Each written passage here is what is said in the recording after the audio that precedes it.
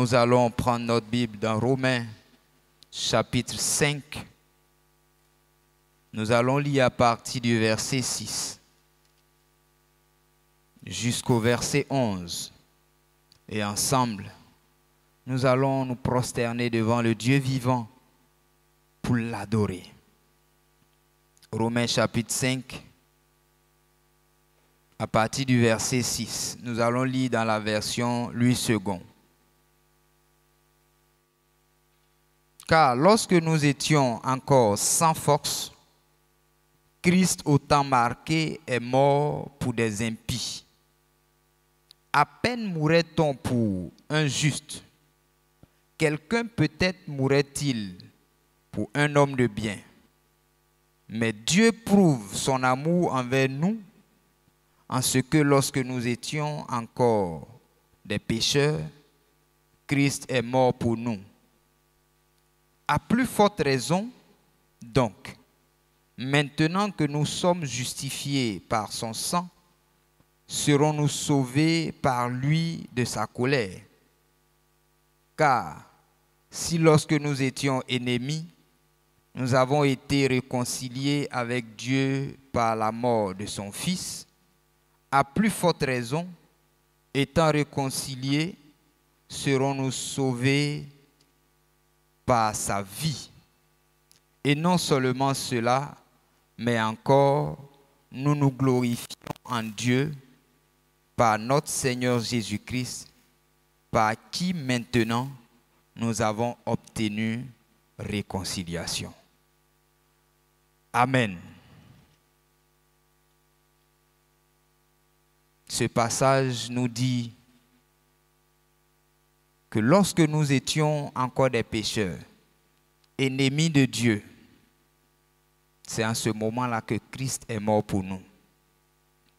Si tu es là, nouvelle personne, tu as été invité, tu dis non, cette parole ne me concerne pas parce que je ne suis même pas encore chrétien. La Bible dit que avant même que tu ne dises oui à Jésus, il est déjà mort pour toi à la croix. Il a déjà payé le prix pour toi. Et pour toi qui l'as déjà accepté, il dit qu'il a déjà payé ce prix et maintenant que tu es réconcilié avec lui, ce n'est pas maintenant qu'il va t'abandonner. Ce n'est pas maintenant qu'il va dire non, il ne marche plus avec toi. Gloire au Seigneur. Donc ce passage-là te concerne. Toi qui n'as pas encore accepté le Seigneur, sache-le, Christ a déjà payé le prix il y a très longtemps. Et aujourd'hui, cette parole-là s'adresse à toi. Nous qui l'avons déjà accepté, il dit qu'il a payé le prix au moment où on ne pensait même pas à lui. C'est pour ça ce matin, on va lui être reconnaissant. On va regarder, quand tu l'as accepté, comment il t'a conduit jusqu'à aujourd'hui. Comment il t'a tiré des difficultés. Il t'a lavé, il t'a purifié. Ensemble avec le groupe musical, tu peux laisser ta Bible ouverte devant toi. Et on va dire au Seigneur merci. Merci car tu es mort pour moi. Merci car tu m'as réconcilié avec Dieu.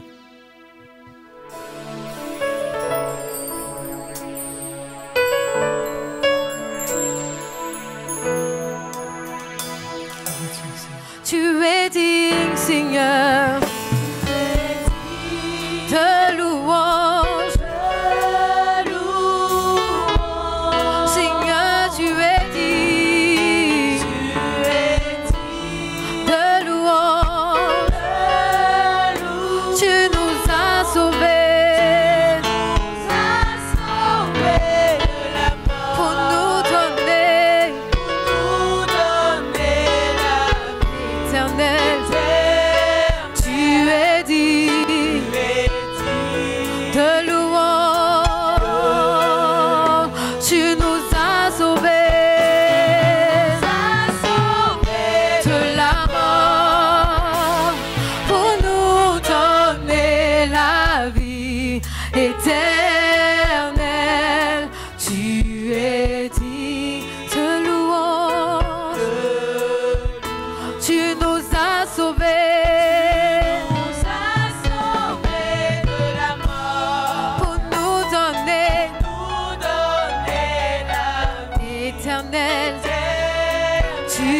digne.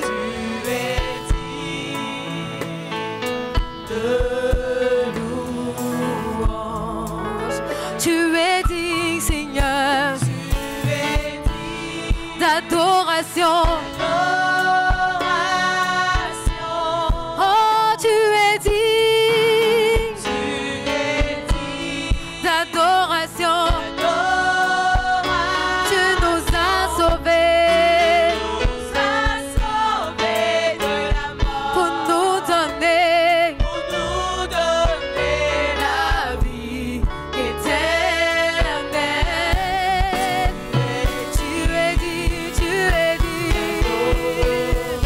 tu nous as sauvés de la mort pour nous donner la vie éternelle. Tu es dit, tu nous as sauvés de la mort pour nous donner la vie éternelle. Tu es digne d'adoration. Oh Jésus, tu es digne, tu es d'élévation. Mon Dieu, tu es digne d'élévation. Tu nous as sauvés pour nous donner la vie éternelle. Tu es dit, tu nous as sauvés de la mort pour nous donner la vie éternelle. Tu es dit d'élévation. Nous te bénissons,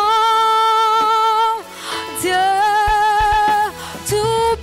tout-puissant. Tu es vivant et tu reviens. Nous te bénissons, Dieu tout-puissant. Ton règne est éternel. Oh, nous te bénissons, Dieu tout-puissant. Tu es vivant et tu Seigneur, nous te bénissons.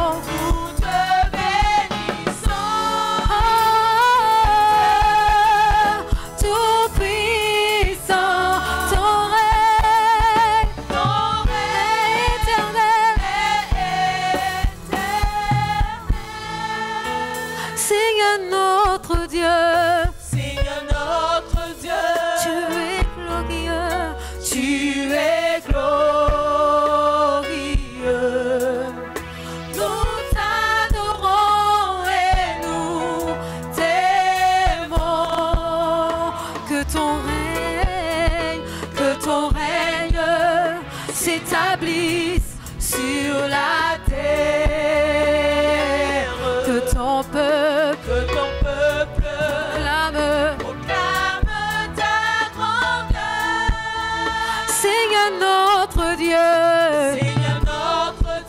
oh, tu es glorieux. Nous t'adorons et nous t'aimons. Que ton règne s'établisse sur la terre. Et que ton peuple proclame ta grandeur. Seigneur notre Dieu, tu es glorieux.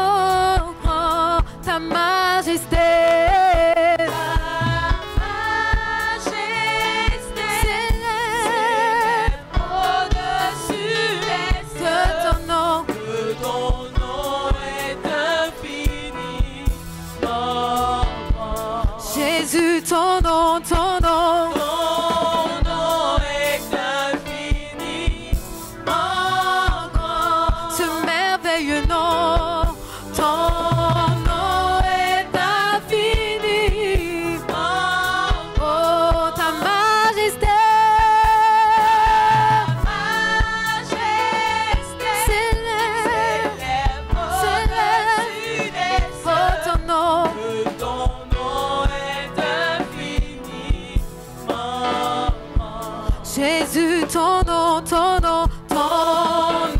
est infini. Mon grand, ton nom est infini. Mon grand, ta majesté.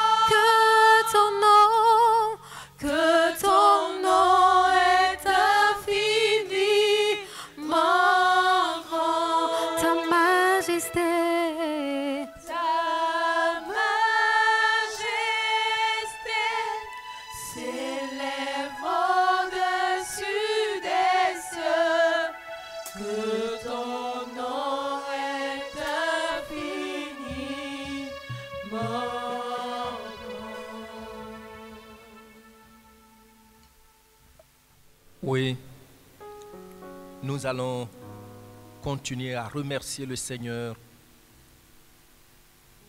sur la base de ces deux paroles de Romains 5, versets 6 et 7.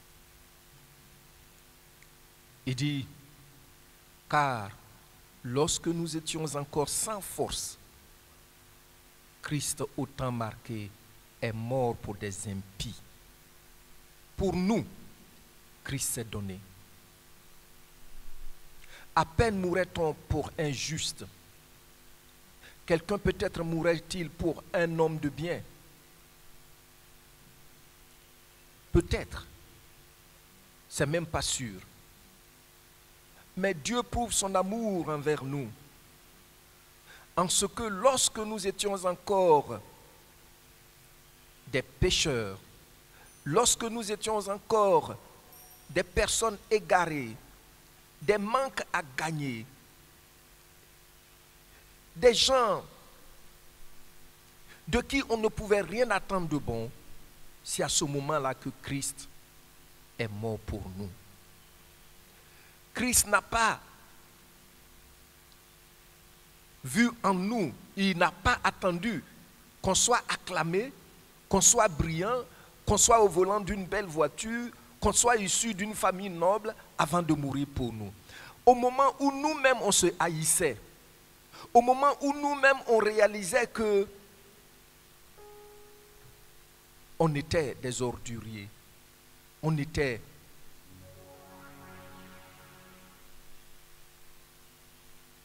misérables, c'est là que Christ a accepté de donner sa vie pour nous. Tu le sais. Tu connais ta vie. Où est-ce que tu étais quand Christ est venu jusqu'à toi? Moi, je sais où il m'a tiré. Je sais que je ne méritais pas cet acte parce que même un homme de bien, pour un homme de bien, ce n'est pas évident que quelqu'un donne sa vie pour lui. Mais Christ l'a fait pour moi. Il l'a fait pour toi. Pense à cet amour. Pense à cet amour. Et laisse ce matin de tes entrailles monter des paroles de reconnaissance vraie. Pour dire merci de ce que quand j'étais sans importance, c'est là que tu es mort pour moi.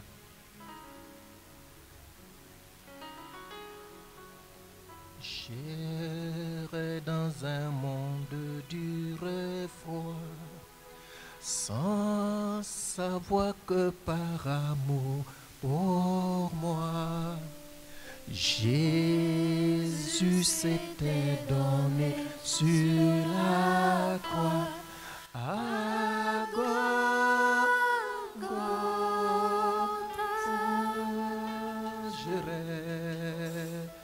j'irai dans un monde dur et froid, sans savoir que par amour pour moi, Jésus s'était donné sur la croix. À Golgotha,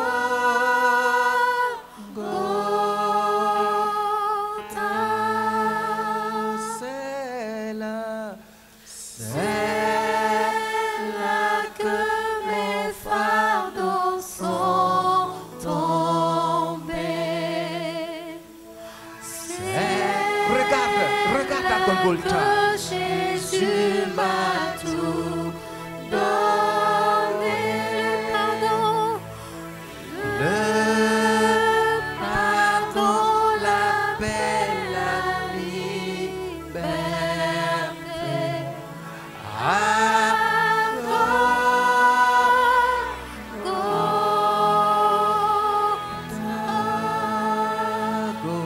Golgotha, c'est là que mes fardeaux sont tombés. C'est là que Jésus m'a tout donné. Le pardon, la paix, la liberté. À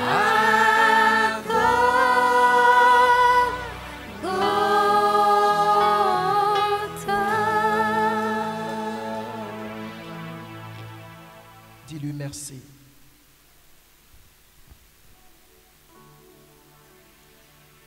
Pour sa vie qu'il a donnée pour nous, dis-lui merci. Par sa mort, il nous a réconciliés avec le Créateur.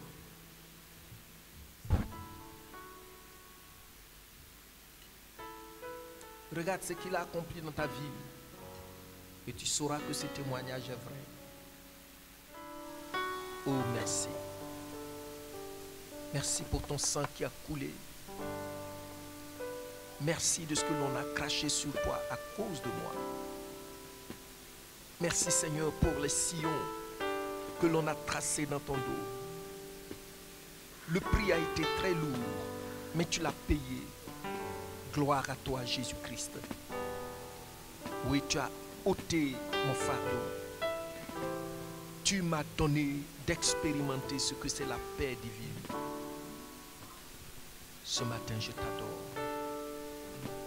Ô roi des rois, que tu es bon, que tu es bon. S'il te plaît, pendant que tu remercies le Seigneur, tiens-toi debout. Regarde d'où il t'a pris. Continue à lui dire merci.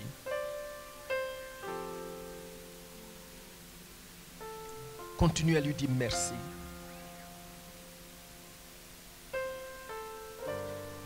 Continue à lui dire merci.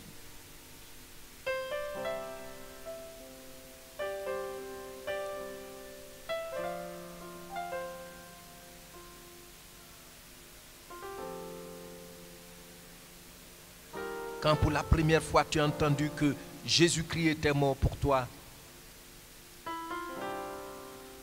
ça n'a pas eu de sens pour toi. Mais un jour, tu as entendu d'une oreille divine et tu lui as dit, viens dans mon cœur. Et petit à petit, tu as réalisé qu'il est réel, il t'a aimé. Effectivement, il a payé le prix pour toi.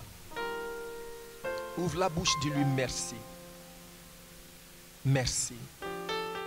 Regarde à ce sang. Regarde à ce sang. Il a été vidé de son sang lorsqu'on a percé son côté. La Bible dit, et le sang et tout le reste de l'eau dans son corps était sorti. Oh, il a payé parfaitement le prix. Ésaïe nous dit, dans Ésaïe 53, que son âme a souffert. Son esprit a été tourmenté. Et son corps a été déchiré. Il a payé le prix sur toutes les dimensions, les 3 dimensions. Il lève les mains. Le Saint-Esprit est en train, ce matin,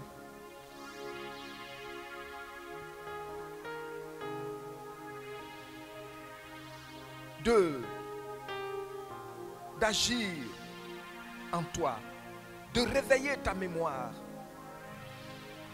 d'inspirer à ton cœur le respect pour le sacrifice de Jésus-Christ. Peut-être que tu l'as rangé dans les tiroirs de la religion et pourtant c'est une réalité.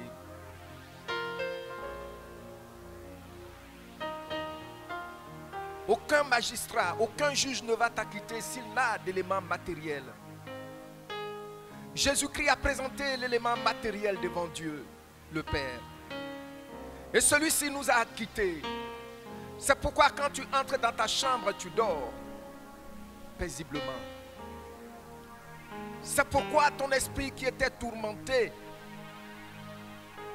a expérimenté ce que c'est la paix divine. Lève les mains. Et nous allons chanter avec le groupe musical. Laisse le Saint-Esprit réveiller tes sentiments favorables pour Jésus-Christ. Par ce chant, laisse le Saint-Esprit ce matin te conduire à t'engager de nouveau pour ton roi.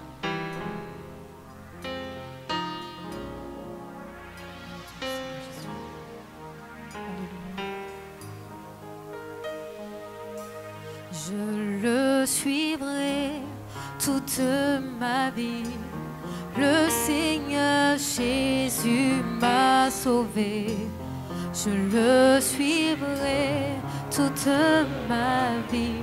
C'est mon salut. Je le suivrai. Je le suivrai toute ma vie. Le Seigneur Jésus m'a sauvé. Je le suivrai toute ma vie. C'est mon salut. Je le suivrai. Je le suivrai toute ma vie. Le Seigneur Jésus m'a sauvé. Je le suivrai toute ma vie. C'est mon salut. Oh, je m'en allais. Je m'en allais. Pendant que tu chantes ce chant, Dans la vie sombre, le Saint-Esprit est en train de dégivrer ton cœur. je m'en allais. Le Saint-Esprit est en train de dégivrer ton cœur. Aucun guide. Je m'en allais. Je m'en allais. Dans la vie sombre, je m'en allais sans aucun guide.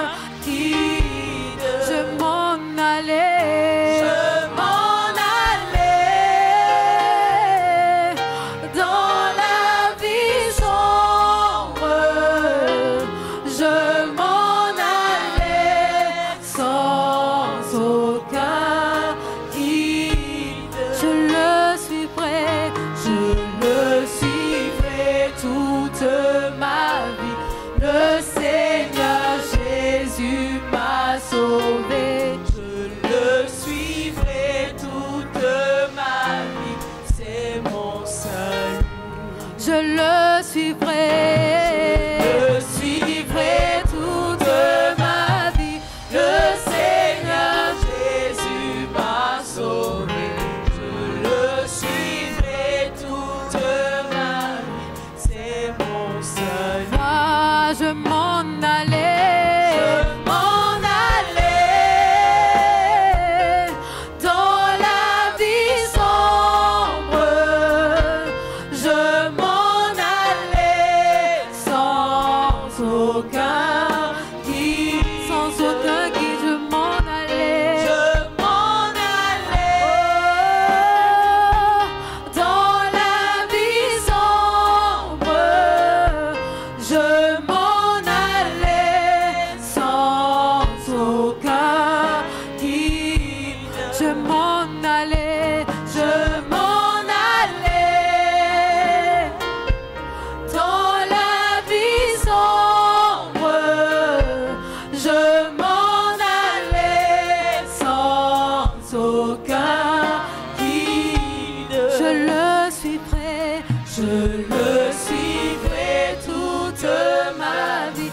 Le Seigneur Jésus m'a sauvé. Je le suivrai toute ma vie. C'est mon salut.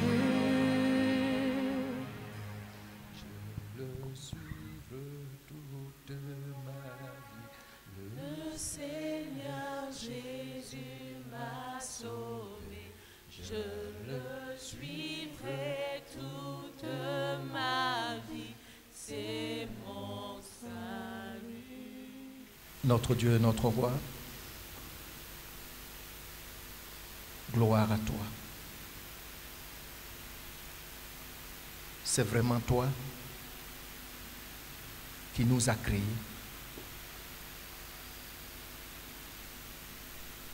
Effectivement, nous portons tes empreintes. Et tu dis, même si une femme pouvait oublier l'enfant qu'elle a allaité, toi, tu ne peux jamais oublier nous que tu as créés à ton image.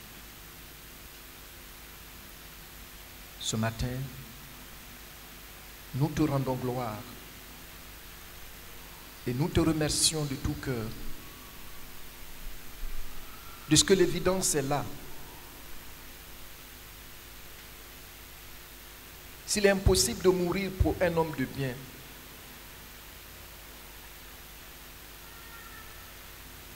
nous voyons que toi, Père, tu as envoyé ton Fils, Jésus-Christ, alors que nous étions condamnés à mort.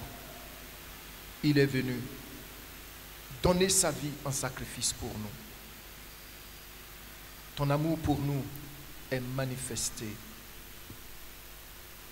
Et par ton esprit, l'esprit de vérité, nous en sommes conscients. C'est pour cela ce matin, nous disons que nul n'est bon comme toi. Nul n'a de compassion comme toi. Merci infiniment, Père. Merci pour ce don.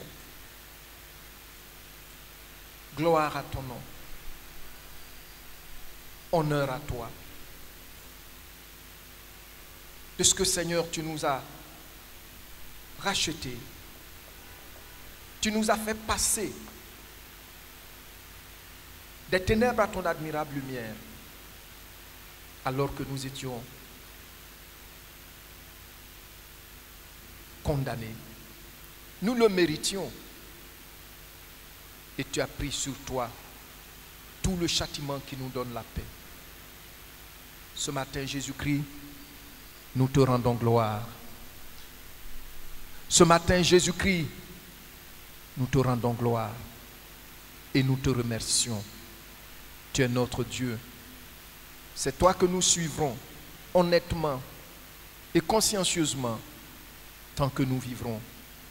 Parce que c'est toi qui as donné du sel, de la saveur, du goût à nos vies. Merci Père, au nom de Jésus-Christ. Amen. Acclamons le Seigneur. Veuillez vous asseoir.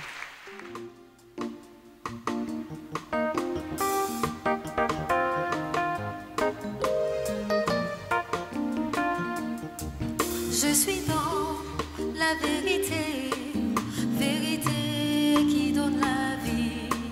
Je suis dans la vérité, vérité qui donne la paix. Je suis dans la vérité, vérité qui donne la joie.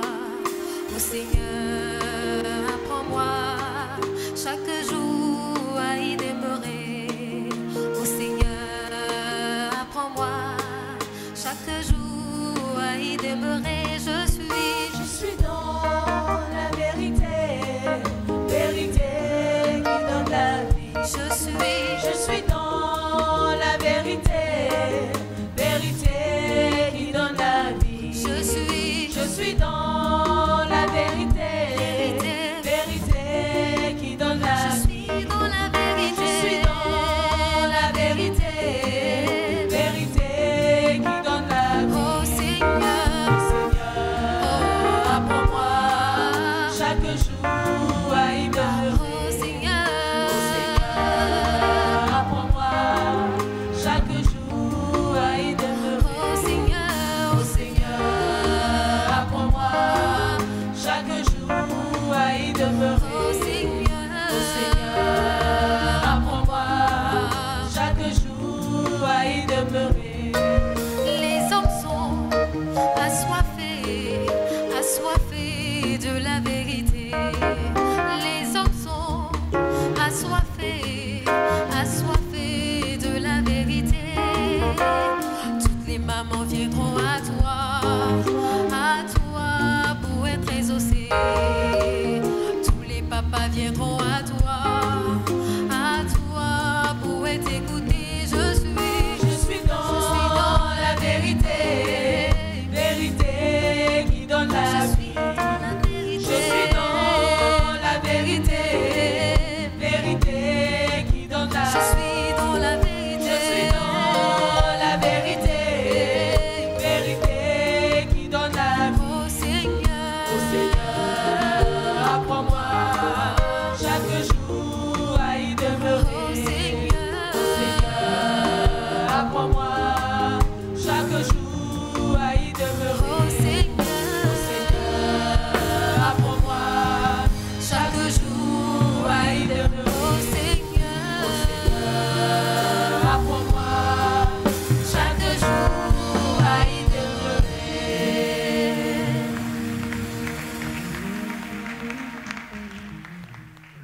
Amen. Nous prenons nos Bibles. Nous avons deux passages que nous allons lire. Luc, chapitre 14, verset 34, et Marc, chapitre 9, verset 50. Je lis et puis tu lis après moi. Le sel est une bonne chose.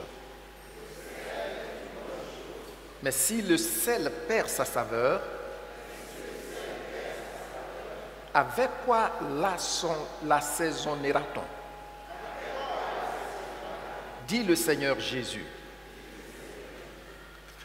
Il n'est bon ni pour la terre, ni pour le fumier. On le jette dehors. Que celui qui a des oreilles pour entendre, entende. Nous lisons le deuxième passage, Marc 9, 50. Le sel est une bonne chose. Mais si le sel devient sans saveur,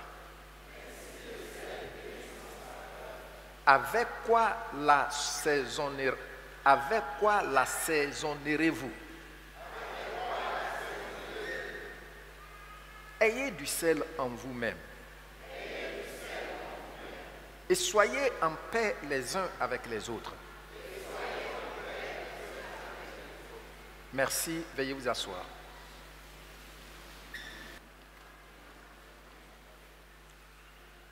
Le dimanche passé,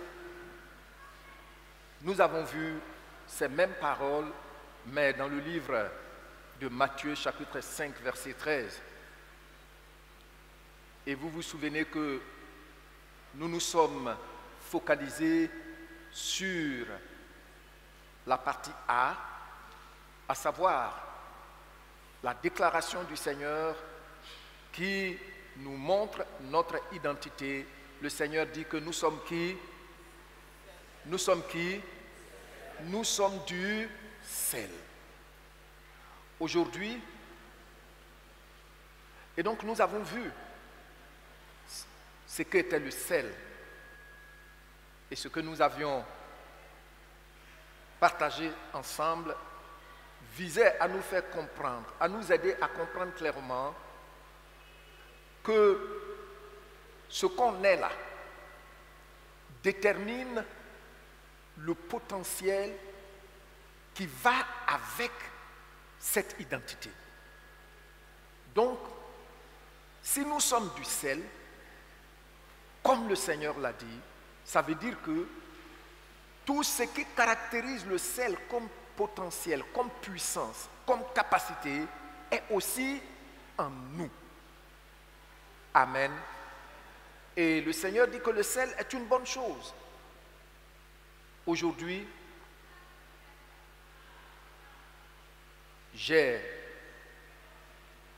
j'intercale cet enseignement sur notre identité et son potentiel par cet événement particulier que nous avons eu depuis vendredi et samedi, l'évangélisation.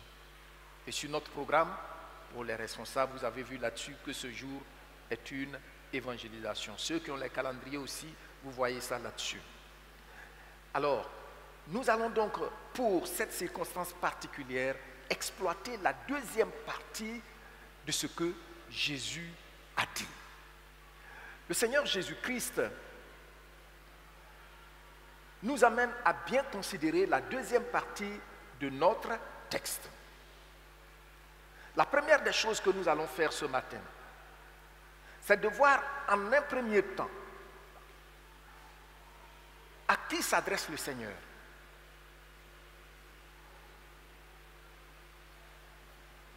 À qui est-ce que Jésus s'adresse ici? Dans les passages que nous avons lus, chaque évangéliste a rapporté ce que le Seigneur a dit. Matthieu l'a rapporté. Marc l'a rapporté. Et Luc aussi l'a rapporté. Avec quelques petites variations dans la suite.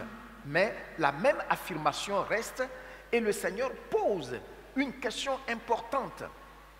Il dit, si le sel perd sa saveur, à quoi sert-il désormais?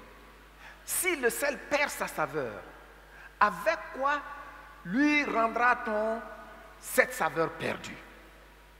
Donc c'est en fait une question importante sur laquelle chacun de nous doit méditer.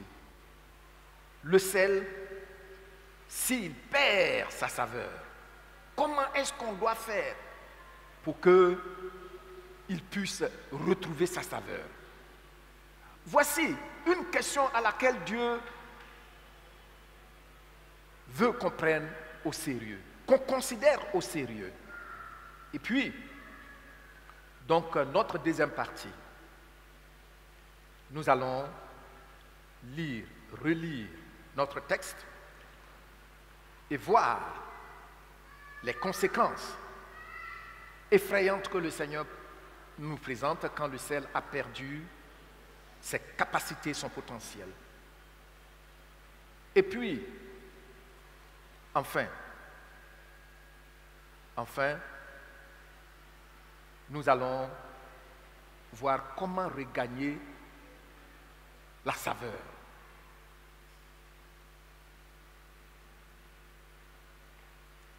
Je relis nos deux passages.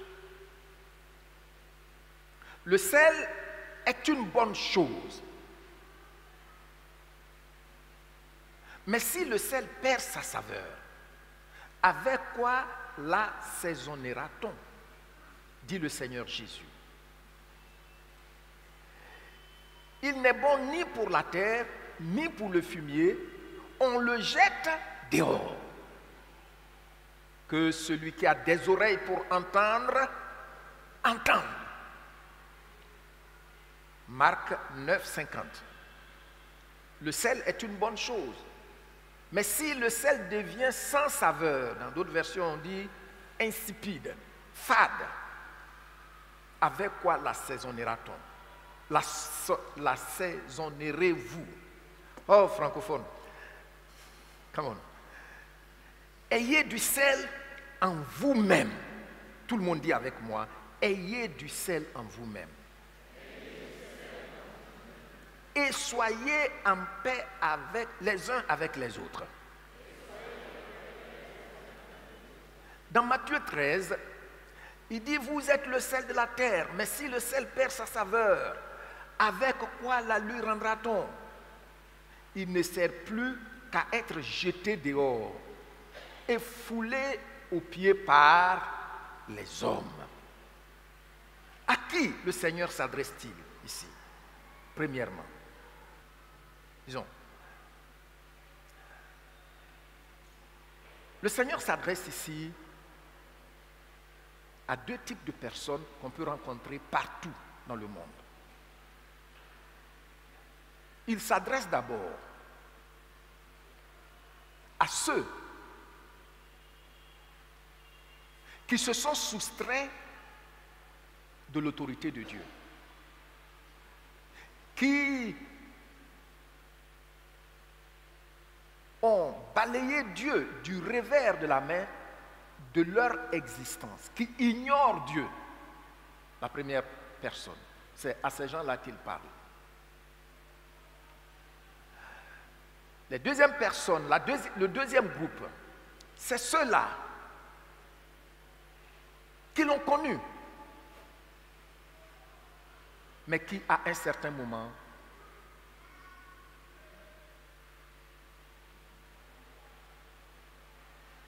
se sont retournés à leurs abominations. Bon, le Seigneur, de quoi parle-t-il quand il parle du sel? De quoi parle-t-il? Il faut dire que ici, quand le Seigneur parle du sel, c'est une parabole. Et vous connaissez, tout comme moi, que la parabole, c'est un langage imagé qui utilise les choses ou les événements de la vie courante que nous connaissons déjà pour enseigner des vérités spirituelles, pour rendre ces vérités spirituelles accessibles. Tu comprends ce que je dis? Donc quand le Seigneur, vous lisez dans les Écritures, que ce soit dans l'Ancien Testament, que ce soit dans le Nouveau Testament, où vous voyez que par moment, Dieu parle en parabole, il est en train d'utiliser, il utilise toujours ce qu'on connaît déjà. Hein? Il ne va pas utiliser ce que vous ne connaissez pas.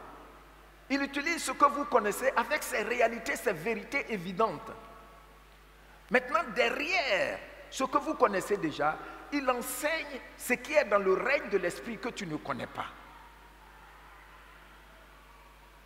Donc ici, il parle de sel. De quoi parle-t-il? Premièrement, au premier groupe, d'une manière générale, je vais dire à l'homme qui s'est soustrait de l'autorité de Dieu.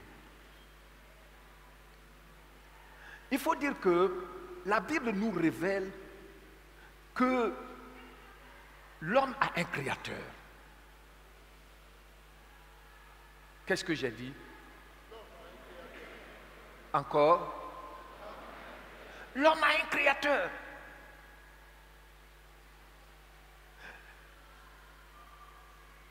N'as-tu jamais pris le temps de te regarder attentivement dans un miroir et puis de te dire, mais qui est celui qui m'a créé, m'a fait comme ça?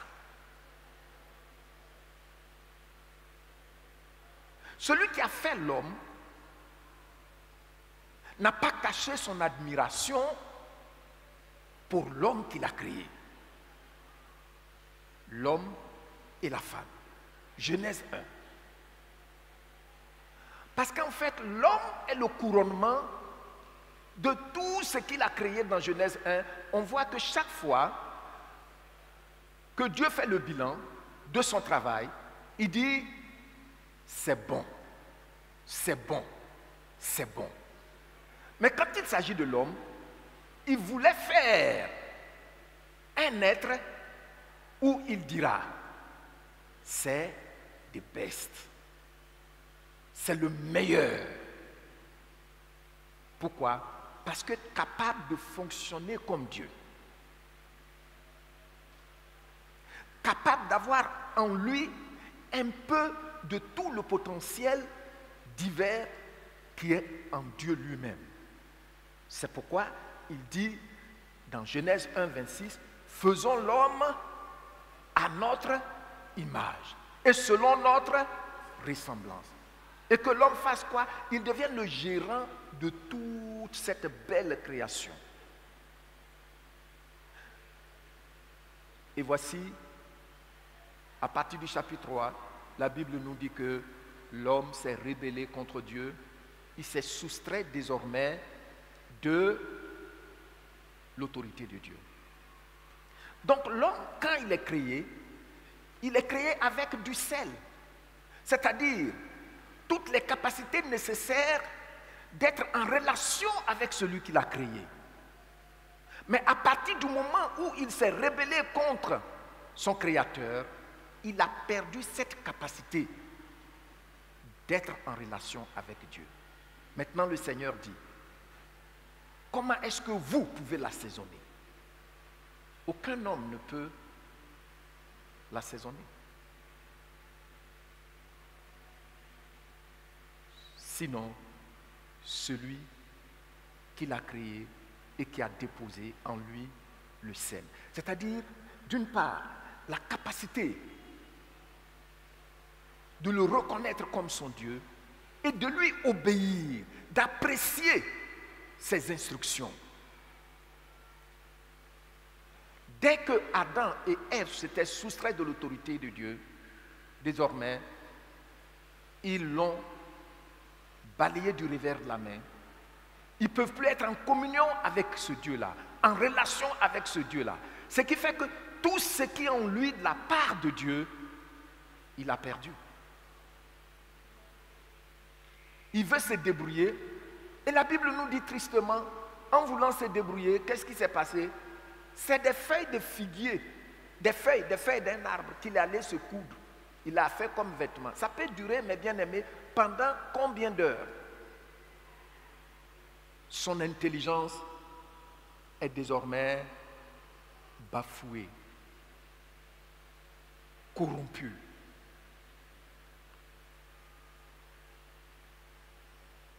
Qui peut lui redonner le sel? Nous voyons que seul celui qui l'a créé, parce qu'il a fait un sacrifice, finalement, Dieu, il tue un animal et il prend la peau pour les revêtir. L'année passée, quand j'étais en Turquie, à Istanbul, nous avions visité un centre, un centre industriel qui fabrique les habits en cuir, les manteaux en cuir, même des robes en cuir. Mais quand vous touchez à ce cuir, on dirait un tissu. Et pour un manteau qui vient jusqu'ici, c'était 500 €. Si vous voyez, vous allez penser que c'est un tissu. Mais ce n'est pas un tissu. Ils ont dit, c'est maintenant, ils ont découvert comment travailler pour avoir un genre de cuir comme ce qu'ils ont fait. Et vous allez voir que quelqu'un porte ça en plein hiver, il n'a plus besoin de se surcharger parce que les manteaux sont lourds. Moi j'en ai. Finalement, la dernière fois quand je devais aller aux États-Unis, j'ai sorti les manteaux là, mais il y en a, c'est tellement lourd. Tu portes bagage déjà quand tu as porté le manteau. Et voici ce qu'ils ont trouvé. Mais, même malgré ça, ça ne peut pas être égalé à ce que Dieu a donné à Adam et Ève. Amen. Oui, l'homme ne peut plus entrer, il n'a plus de relation avec son Créateur. Il a créé lui-même les moyens d'avoir relation avec le surnaturel. Et donc, désormais, ce qu'il a été créé pour gérer, c'est ce qu'il adore.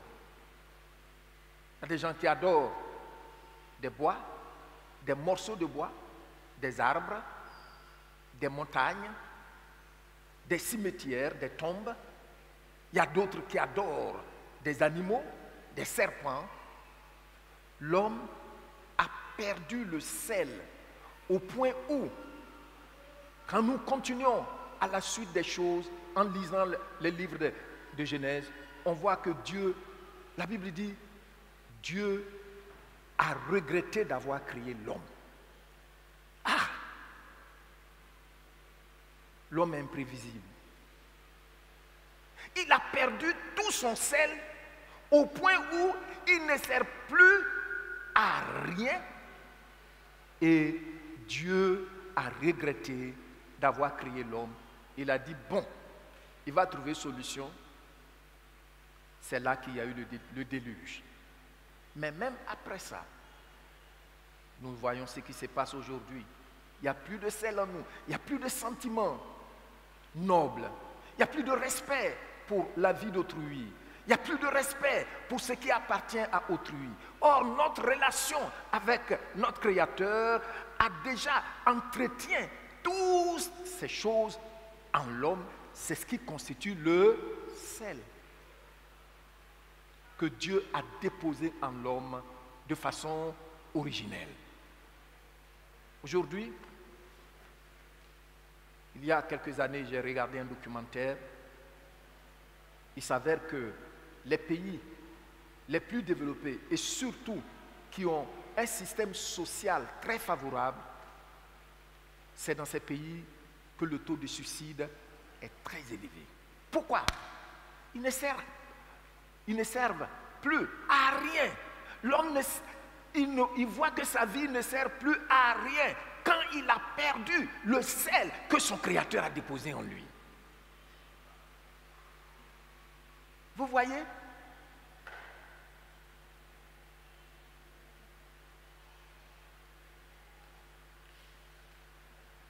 Il cherche comme Adam. C'est la drogue à outrance. J'ai vu sur Internet qu'ils ont pris 2 tonnes de cocaïne en Côte d'Ivoire.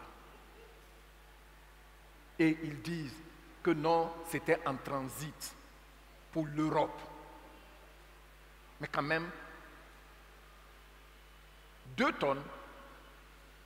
Imaginez-vous si les gens laissent la dîme des 2 tonnes ici. Toute notre jeunesse est anéantie. Pourquoi? Parce que le sel que Dieu a déposé en l'homme, il l'a perdu. À quoi peut-il servir encore? La semaine passée, j'ai suivi dans le journal qu'aux États-Unis, il y a eu 2 tueries. Une dans une église, une autre dans une école. Tire sur les gens. Et toujours, c'est la société qu'on accuse, mais la personne qui l'a fait n'est pas responsable. Ce n'est pas vrai. L'homme a perdu le sel parce qu'il s'est déconnecté de celui qui l'a créé. Or, c'est celui qui l'a créé qui a déposé ce sel en lui. Nous l'avions vu la dernière fois, les scientifiques ont démontré que chaque cellule de l'homme porte une quantité de sel, chacune de nos cellules. Mais nous l'avons perdu. Aujourd'hui, les hommes vont avec les hommes.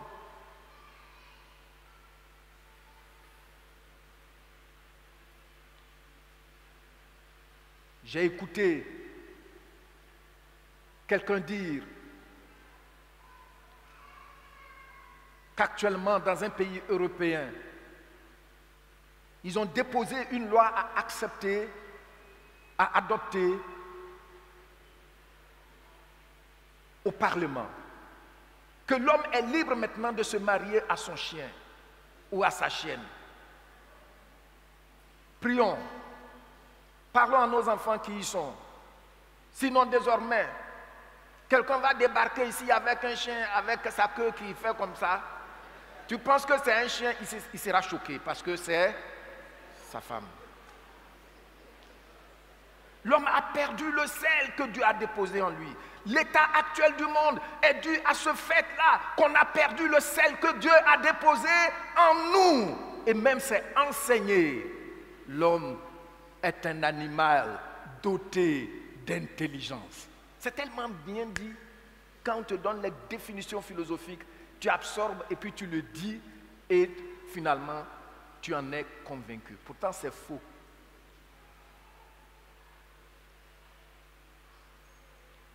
L'homme n'est pas un animal doté d'intelligence. L'homme est le seul être créé à l'image de Dieu. Acclamons le Seigneur.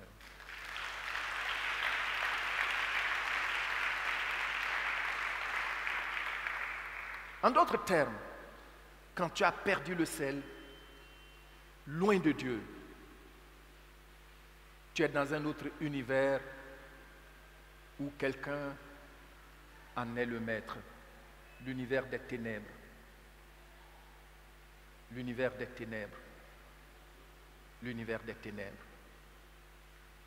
L'homme est devenu dangereux pour lui-même. Sinon, comment tu peux t'élever pour te suicider? Pour ôter cette vie. Il y a des gens qui sont actuellement sous appareil respiratoire. Et ils payent ça très cher. Mais toi, tu t'élèves bien musclé là, tu t'en vas avaler des produits pour te. Comment tu peux t'élever pour te jeter sous les roues d'une voiture? Parce que tu as perdu le sel.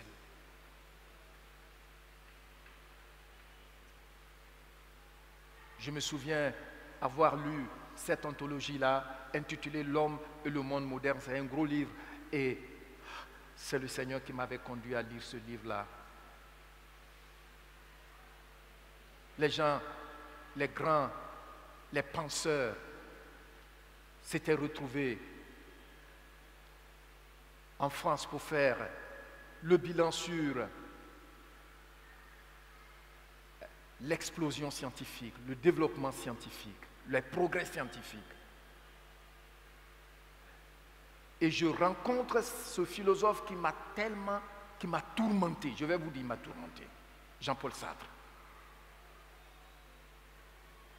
Je vous dis, ceux qui ont fait un peu de philosophie peuvent parler de lui. Il a une philosophie très subtile, existentialiste, humaniste.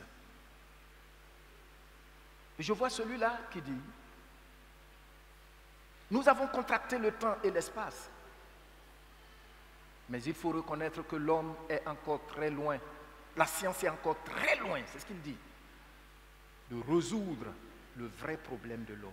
Le vrai problème de l'homme, c'est qu'il a perdu son sel.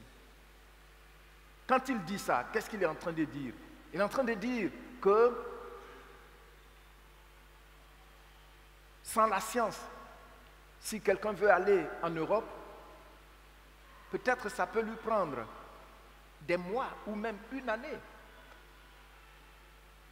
Mais grâce à la science aujourd'hui, tu es en avion, au plus tard, il y a des avions qui font 6 heures de temps. Tu es là-bas. Il y en a qui font 7 heures de temps. Les gros porteurs vont plus vite.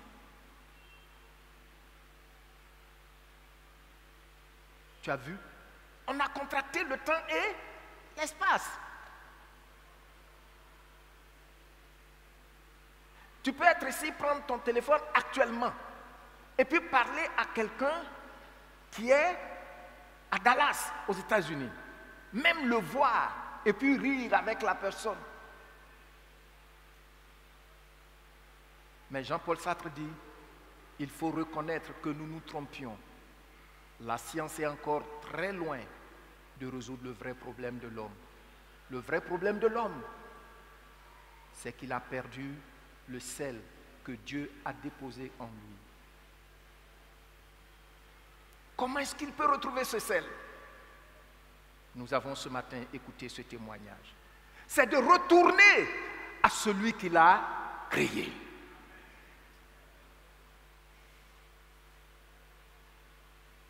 Amen. Retourner à celui qui t'a créé. Oui. Romains dit, dans Romains chapitre 3, du verset 9 au verset 19, quoi donc? Sommes-nous plus excellents? Et l'apôtre Paul là parlait des Juifs. Et puis il dit, nullement. Car nous avons déjà prouvé que tous, Juifs et Grecs, sont sous l'empire du péché. Selon qu'il est écrit, il n'y a point de juste, pas même un seul. Nul n'est intelligent. Vous voyez, quand on a perdu le sel, on devient moins que les animaux. Nul n'est intelligent. Nul n'est intelligent.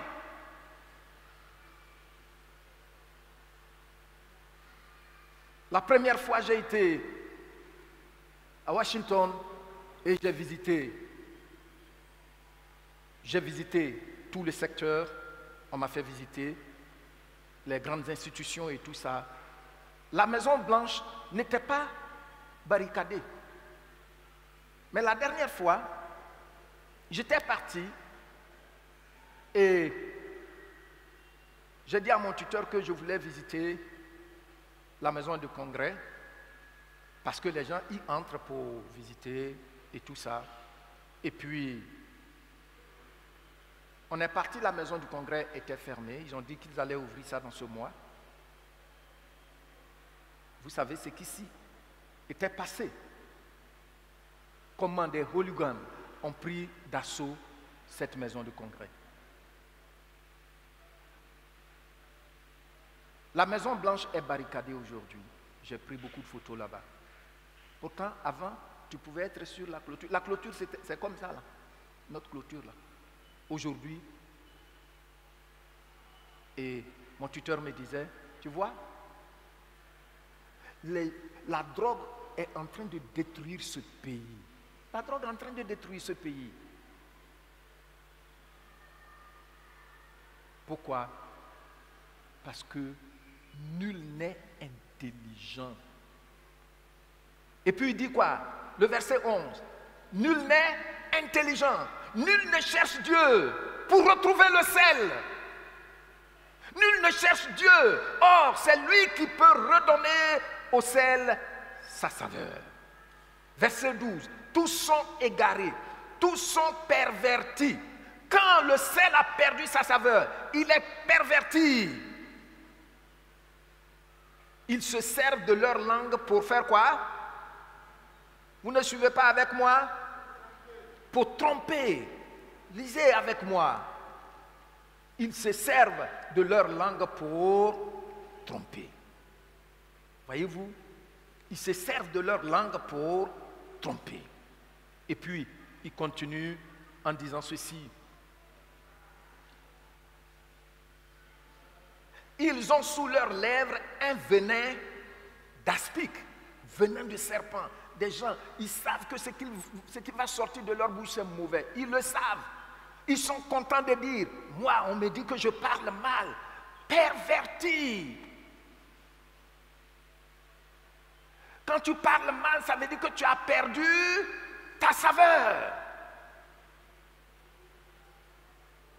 Quand tu te sers de ta langue pour tromper et c'est là que tes yeux commencent à pétiller de joie, ça veut dire que tu as perdu ta saveur. Ça y est là. Leur bouche est pleine de malédiction et d'amertume. Pour un oui, pour un non, ils sont prêts à maudire. Ils ont, verset 15, ils ont des pieds légers pour faire quoi? Pour répandre le sang. La destruction et le malheur sont sur leur route. Ils ne connaissent pas le chemin de la paix. La crainte de Dieu n'est pas devant leurs yeux. Voici, quand on a perdu toutes les capacités que Dieu a déposées en nous, une partie de lui-même, ses caractères qu'il a déposés en nous, ses valeurs qu'il a déposées en nous, quand on les a perdues, voici ce qu'on devient. Mais tu deviens ça. Ce n'est pas pour le but que tu as été créé. Jésus dit, on te jette sur la voie et les hommes vont marcher sur toi. En effet, j'ai trouvé que en Palestine avant, pour faire le sel, ils prenaient la terre qui était dans la mer morte, qui était très salée, et puis ils mélangent avec des herbes. Et puis maintenant, c'est de cela, ce sont les herbes qui purifient la terre du sel, les grumeaux de sel. Mais quand le sel perd sa saveur, qu'est-ce que les gens font? Les gens jettent ça sur les chemins. Bon, en Europe, dans les pays occidentaux, ce n'est pas de cette manière-là que les gens faisaient le sel. Les gens prennent le sel qu'ils appellent le sel sain. Avec quelques produits, ils fabriquent le sel, quelques produits chimiques. Mais ce sel-là, bien que ça ne peut pas se corrompre comme le sel dont Jésus parlait de son temps, lui, il disparaît complètement à cause des produits chimiques là-dedans. Voyez-vous que, mes bien-aimés, tu as besoin de venir au Seigneur. Ils ont les pieds légers pour répandre le sang. La destruction et le malheur sont sur leur route parce qu'ils ont perdu le sel que Dieu a déposé en eux. Alors, pour retrouver ce sel, la Bible dit que nous sommes gratuitement justifiés. Nous sommes gratuitement justifiés en Jésus-Christ. Amen. Amen. C'est pour cela ce matin, tu es là. Tu veux avoir du sel en toi. Ce manque de sel, seul Dieu peut te redonner le sel. Le monde va beau faire, tu vas faire toutes les techniques. Aujourd'hui, il y a tellement de religions. Mais ça ne peut pas donner le sel à quelqu'un. Celui qui peut donner le sel à une vie, c'est celui-là dont tu portes originellement les empreintes, ton Créateur. Amen. Et c'est pourquoi la Bible dit ici que tous sont péchés et sont privés de la gloire de Dieu. Mais ils sont gratuitement justifiés par la foi en qui? En Jésus-Christ. Romains 3, 23. Il n'y a point de distinction, car tous ont péché et sont privés de la gloire de Dieu. Verset 24. Et ils sont gratuitement justifiés par sa grâce. Voyez-vous que c'est comme, il se répète, mais c'est une forme d'emphase, c'est-à-dire il met un accent. Il dit, ils sont gratuitement justifiés, comment? Par sa grâce. Grâce là, c'est gratuitement. Justifiés par sa grâce. Par la foi qui est en Jésus-Christ. Amen. Et il continue, c'est lui que Dieu a destiné à être une victime expiatoire pour ceux qui auraient la foi en son sang, afin de montrer la justice, sa justice. Voyez-vous, quand Adam et Ève ont perdu le sel dans leur vie, ils se sont retrouvés en feuilles de figuier. C'est-à-dire, désormais, chaque jour, ils doivent coudre un habit. Regardez, donc toute la journée, ce qu'ils font, c'est de coudre l'habit de demain. Et l'ennemi, il est là, il rit. Mais Dieu a fait un sacrifice, le sacrifice d'un animal pour les habiller. Tu es là. Quand on dit, on vient à Jésus, il est mort pour nous, qu'est-ce qui se passe? C'est ce sacrifice de Jésus-Christ, son Fils, que Dieu nous a présenté au travers de ce sacrifice de cet animal. Pour recevoir le sel en toi, pour être revêtu avec de l'habit que Dieu t'avait donné. C'est pourquoi Jésus est venu. Viens à lui. Il t'attend. Dieu veut te donner du sel et c'est par la foi en son Fils Jésus-Christ. Acclamons le Seigneur.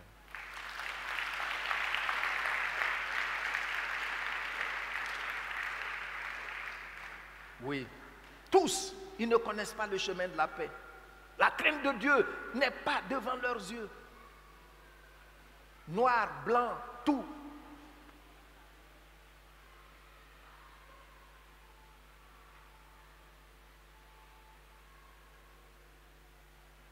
C'est Jésus que Dieu a donné. Les apôtres le disent. Dans Actes chapitre 4, verset 12. Car sous le ciel, il dit, il n'y a de salut en aucun autre. Car il n'y a sous le ciel aucun autre nom qui a été donné aux hommes par lequel nous devons être sauvés. Sinon, le seul nom de Jésus-Christ.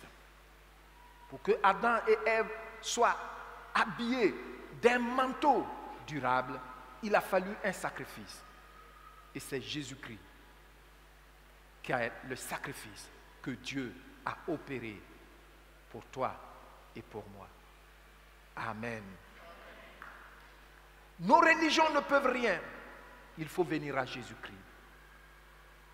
Toujours l'apôtre Pierre dit dans Actes, toujours, il dit, tous les prophètes rendent témoignage en son nom, que quiconque croit en lui reçoit par le pouvoir de son nom le pardon de ses péchés. Et c'est alors que le sel revient en toi. Vous entendez ces témoignages, comme le témoignage de Nicky Cruz. Nicky Cruz qui prenait plaisir à tuer, qui dirigeait un de ces groupes de gangsters les plus redoutés à New York. Un simple homme comme David Wilkerson, il va dans leur groupe, il a rudoyé, mais l'homme, il dit l'homme était frêle. Oui, ce qui était en lui, c'était le sel de Dieu. Ce sel a touché Nicky Cruz et il n'a pas pu résister. Voici aujourd'hui quelqu'un qui a du sel en lui et qui le propage partout dans le monde entier. Veux-tu expérimenter ce sel? Tout à l'heure, je t'attends. Jésus-Christ est là.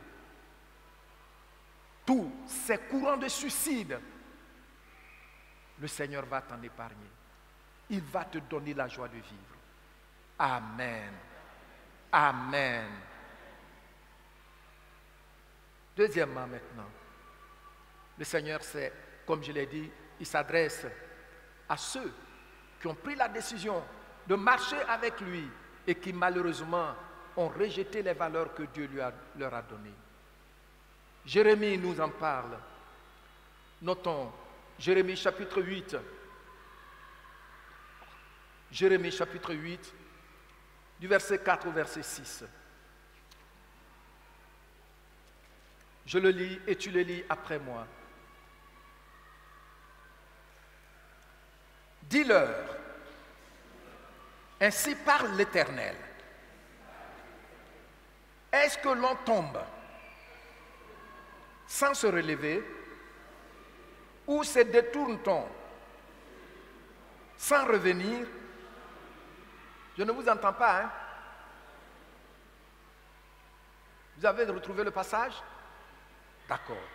Donc je lis et puis tu lis après moi. Dis-leur, ainsi parle l'Éternel. Est-ce que l'on tombe sans se relever? Quelle est la réponse que Dieu attend? Quelle est la réponse que Dieu attend? Mais si tu tombes et puis tu ne te relèves pas, qu'est-ce qui va se passer? Qu'est-ce qui va se passer?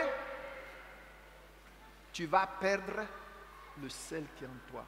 C'est pourquoi aujourd'hui, vous voyez des chrétiens, ils peuvent te mentir et puis te regarder droit dans les yeux, te mentir. Quelquefois, ça me fait pleurer.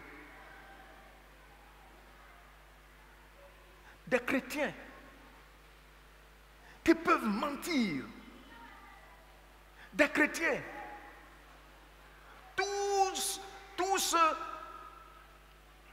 Tout le point de méditation de leur vie, c'est comment commettre l'adultère, comment commettre l'impudicité, c'est comment me révolter. Aujourd'hui même, il y a des chrétiens, quand ils savent que ce qu'ils ont fait, ce n'est pas bon, et que tu les reprends, qu'est-ce qu'ils font? Ils disent, je vais ailleurs, ce n'est pas toi seul qui as une église. Et tu vas ailleurs, tu as déjà perdu ton sel.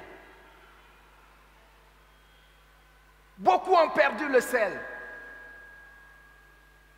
Tu vois quelqu'un, chrétien, chrétienne, la parole qui sort de sa bouche contre son mari.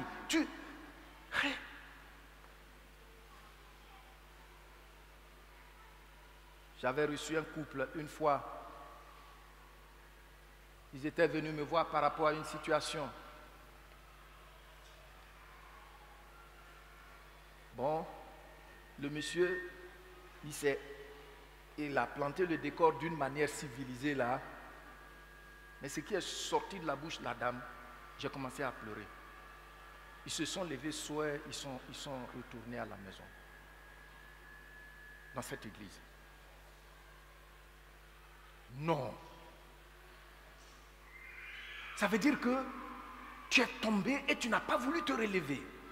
Or, le sel là, les grumeaux là, ça perd sa saveur au contact de l'humidité.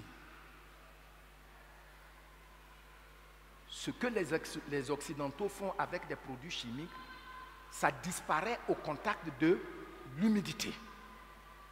Mais si tu te relèves, comment est-ce que l'humidité va sucer tout ce qui est en toi? Ils vivent une vie sexuelle de désordre. C'est eux qui sont prêts à dire, c'est ma petite amie, c'est mon petit ami. Pourquoi ne pas faire d'elle ta grande amie? Devant tout le monde. Ils n'ont même pas honte. Elles n'ont même pas honte. Ça veut dire quoi? Ça veut dire que tu es tombé il y a longtemps et tu as perdu. L'humidité a sucé toute la saveur qui est en toi. Maintenant, le Seigneur dit, il est prêt à te redonner cette saveur-là. Des gens qui ne viennent au culte que seulement les dimanches. Maintenant même, c'est parce que ici, on dit à 8h, quand on commence, au plus tard à 8h20 ou 8h25, tous ceux qui viennent restent là-bas. C'est pourquoi certains s'empressent pour venir. La Bible dit, planté dans la maison de l'Éternel, je suis un olivier verdoyant. Mais toi, tu n'es pas planté dans la maison de l'Éternel. Dans l'église, là, tu n'es pas planté dedans. Est-ce que tu es planté dans l'église?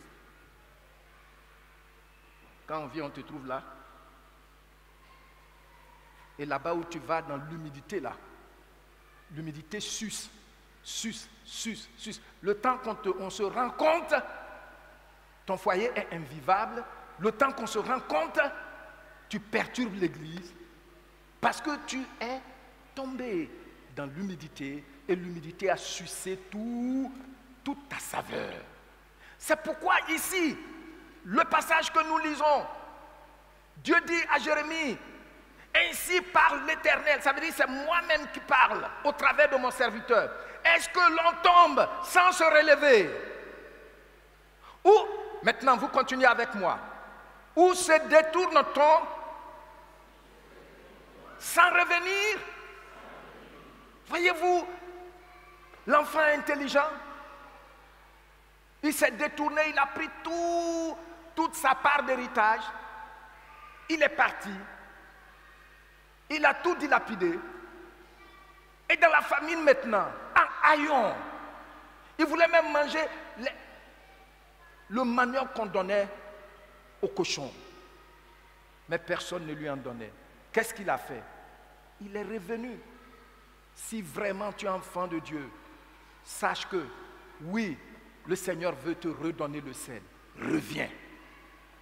J'ai dit,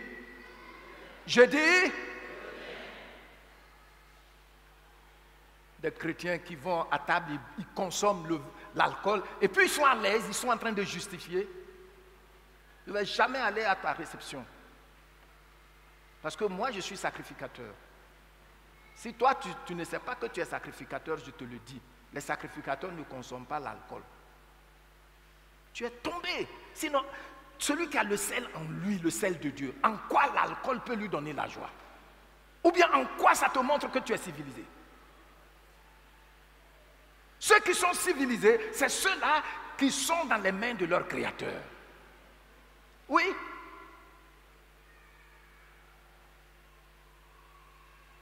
J'ai lu ce livre de Dr.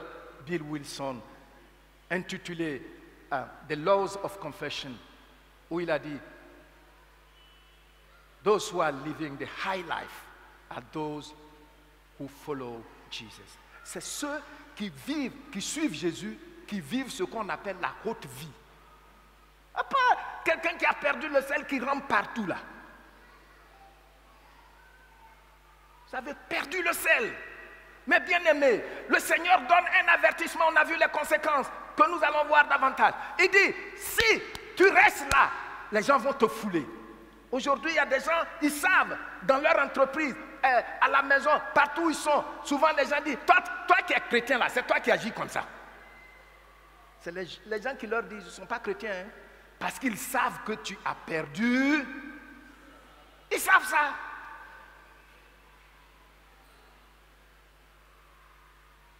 Ils savent ça. Quelqu'un me disait qu'un jour, il est tombé avec sa secrétaire. Et après la secrétaire, quelques secondes de satisfaction après, il lui a dit, tu n'as pas dit que tu es chrétien. Hein?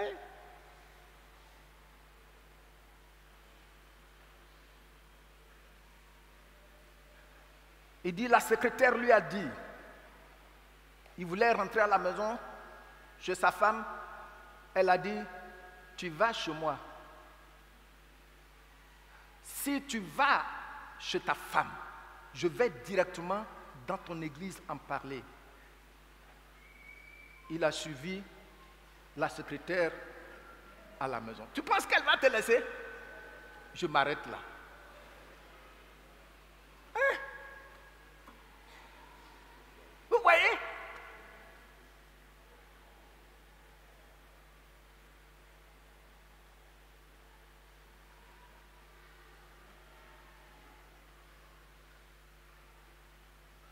Mais bien aimé, le Seigneur dit, quand on se détourne, on doit revenir. Tu as vu? Et le Seigneur continue. Pourquoi donc ce peuple de Jérusalem s'abandonne-t-il à de perpétuels égarements? Parce qu'il a perdu le sel qui est en lui. Il persiste dans la tromperie. Il refuse de se convertir. Je suis attentif. j'écoute. Regardez le verset 6. Je lis et tu lis après moi. Je suis attentif. Et j'écoute. Il ne parle pas comme il devrait parler. Aucun ne se répand de sa méchanceté. Et ne dit, qu'ai-je fait comme ça? Hein?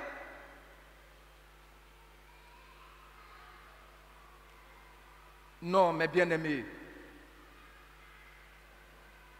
ton Dieu t'attend pour te redonner le sel.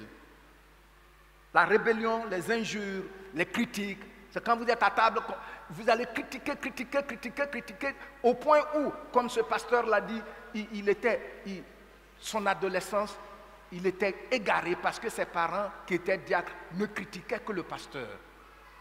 Et il dit, quand il y avait la Sainte Seine à l'église, c'était mes parents qui préparaient la Sainte Seine. Et après, nous, les enfants, on buvait ça dehors. Je me souviens que ce jour, il s'est tourné vers les parents. Il dit, faites très attention. Sinon, certains de vos enfants vont s'égarer pour toujours. Et c'est votre faute. Les pasteurs ne peuvent pas dire, mais qu'est-ce que tu as fait comme ça? Ceux qui sont lucides, les frères et sœurs ne peuvent pas te parler. Le Seigneur t'attend. N'attends pas vivre le cas du fils prodigue. Oui, mes bien-aimés. Paul nous dit dans Éphésiens chapitre 5, le verset, à partir du verset 3, que l'impudicité, qu'aucune espèce d'impureté et que la cupidité, des gens qui sont dans une église, qui prennent l'église pour responsable, mais ils sont incapables de donner la moindre des choses que Dieu demande, la dîme. La cupidité, tu as perdu ton sel. Tu as perdu ton sel.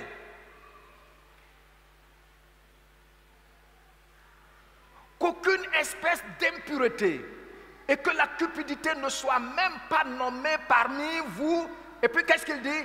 Ainsi qu'il convient à des saints. Je suis dans Éphésiens chapitre 5, le verset 4.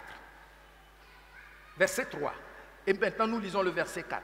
Qu'on n'entende ni parole déshonnête. Tout le monde dit avec moi. Qu'on n'entende ni parole déshonnête, ni propos insensés, ni plaisanteries, choses qui sont contraires à la bienséance. Le sel est bienséant. Le sel est bienséant.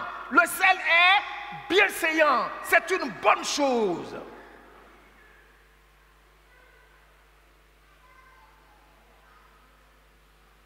Tu vois? Tu dis tu es chrétienne, mais il va avec toi, je le dis avec un langage de sagesse, il va avec toi et puis après il dit, tu n'as pas dit que tu es chrétienne, te voilà. Toi, tu n'as pas dit que tu es chrétien. Si tu rentres à la maison aujourd'hui, demain matin je suis dans ton église là-bas. Et comme c'est un grand dans son église, il est resté une semaine enfermé chez la dame. Elle va au service, elle revient. Chérie, ça va? Tu as mangé un peu?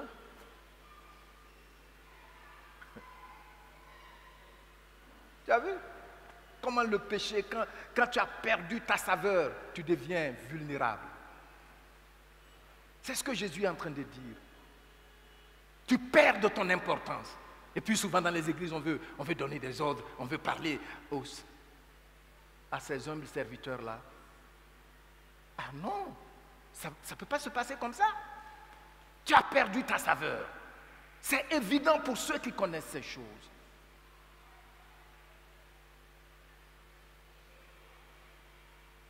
Nous avions été invités à un mariage dans une église ici. Et puis celui qui prêchait, j'ai failli me lever pour sortir ce jour-là. Mais quand je suis arrivé, ils sont allés me placer devant là-bas. Il a prêché, il a dit que tu peux gifler ta femme, tu peux... Ah, tu sais qu'il a perdu sa saveur il y a très longtemps. J'ai failli me lever pour sortir, mais je suis devant. Ça va scandaliser certaines personnes. J'étais ici à Cocody. Gifler ta femme. Gifler ta femme si tu n'as pas perdu la saveur que Dieu a déposée en toi par son esprit.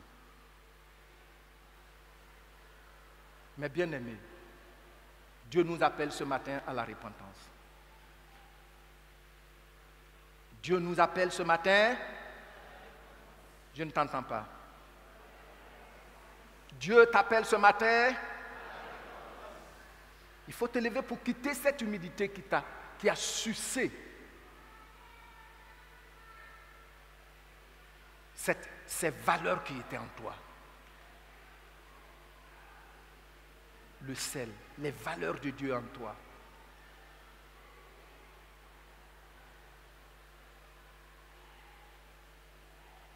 Il faut te repentir pour te reconnecter avec celui qui peut te redonner le sel comme le fils prodigue. Sinon, le Seigneur a parlé. Bientôt, on te foulera. On te foulera. Les hommes te fouleront. Et ce n'est pas tout. La suite, tu le sais aussi. Ne va pas accuser les autres. Aujourd'hui, quelqu'un tombe même dans le péché, dans l'église. On ne peut pas en parler, hein. On est dur. On veut... Ah, ici? Non, pas ici. Pas ici. Je l'ai déjà dit à certains. Tu ne peux pas venir dans mon ministère et puis m'imposer toi ce que tu veux. Si tu veux, il faut partir.